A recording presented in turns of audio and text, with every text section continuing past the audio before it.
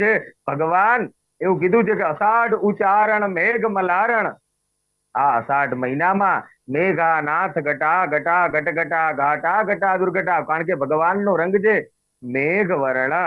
શાંતાકારમ ભુજગ શયનમ પદ્મનાભમ સુરેશમ વિશ્વાધારમ ગગન સદૃશમ મેઘવર્ણમ શુભાંગમ. એટલે ભગવાન મેઘવર્ણના છે. એટલે રથયાત્રા એટલા માટે નીકળવામાં આવે છે ભગવાન નગરજનોને દર્શન આપવા માટે.